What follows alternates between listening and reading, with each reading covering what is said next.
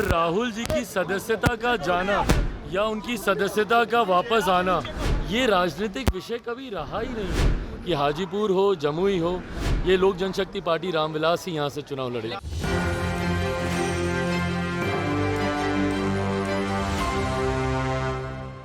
नमस्कार, मैं मनीष और आप देख रहे हैं एक न्यूज़ 24। आज पटना एयरपोर्ट पे लोक जनशक्ति पार्टी रामविलास के राष्ट्रीय अध्यक्ष पहुंचे। इस दौरान पत्रकारों से उन्होंने बात किया। पत्रकार ने जब ये सवाल किया कि जमुई के लेकर के आपने ये कहा है कि युवा अवस्था में मैं आया था और बुजुर्ग होकर यहाँ से जाऊँगा, इसका मतलब क्या हाजीपुर से आप चुनाव नहीं लड़ने वाले हैं? तो इस पर चिराग पासवान ने क्या कुछ कहा, आइए सुनते हैं। राहुल गांधी की सदस्यता से बाहर हो गई है लोकसभा।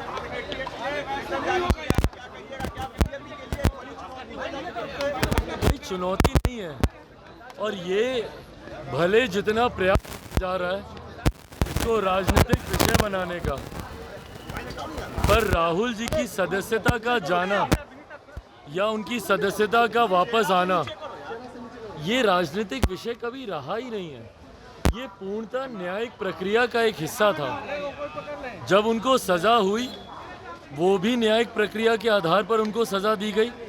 सज़ा के बाद जो प्रावधान थे उसमें उनकी सदस्यता को जाना था, इसीलिए माननीय स्पीकर के द्वारा उनकी सदस्यता ली गई। पर आज जैसे ही उनको मिली सज़ा पे रोक तो वापस उनकी सदस्यता बहाल कर दी गई। तो इसमें राजनीति या राजनीतिक दलों का कुछ लेना ही नहीं है। सर्विसेज बिल आज राज्यसभा में है। आम आदमी पार्टी कह रही है कि पावर छीना जा रहा है। भाई फोर्सफुली पावर छीना जा रहा है। कौन सी पावर छीनी जा रही है इसमें बताएं ना, कि इसमें दिल्ली की जनता के हित का कौन सा हनन हो रहा है जिसको लेकर मुख्यमंत्री केजरीवाल जी को इतनी चिंता है। भाई ये पूर्णतः उनके द्वारा किए गए भ्रष्टाचारों को कवर अप करने के लिए मुख्यमंत्री परेशान है। जितना ट्रांसफर पोस्टिंग है भैया, जिस तरीके से इसको गोरख धंधा बना दिया गया, किस चीज़ को कवर अप करने के लिए? आपकी ट्रांसफ़र पोस्टिंग आप इसीलिए कराना चाहते हैं ना, ताकि शराब से जुड़ी जो नीतियां हैं उस पर पर्दा डाला जाए। आपने जो अपना शीश महल बनाया हुआ था उसके ऊपर पर्दा डाला जाए। विजिलेंस से जुड़े हुई फाइलें थी यहाँ पे। तो इसमें जितनी फाइलें हैं, उस दिन केंद्रीय गृह मंत्री ने एक एक विषय का जिक्र किया ही कि भाई कौन से विषय हैं जिसके खिलाफ हम लोग ये अध्यादेश लेकर आए और अब बिल हम लोग पारित कर रहे हैं। तो मुख्यमंत्री जी की चिंता अपने व्यक्तिगत स्वार्थ को लेकर है, दिल्ली की जनता का इससे कुछ लेना देना नहीं। आपने जमुई में बयान दिया है कि युवा अवस्था में आए हैं, बुजुर्ग होकर जाएंगे, क्या चुनाव नहीं लड़ेंगे? आपने क्या संकेत देने की कोशिश की है जमुई में? भाई अगर आप मेरा पूरा स्टेटमेंट अगर आप सुनेंगे तो उसमें मैंने कहने से पहले, ठीक उससे एक लाइन पहले मैंने ये कहा था कि कौन कहाँ से चुनाव लड़ता है नहीं लड़ता है ये समय आने वाला तय करेगा।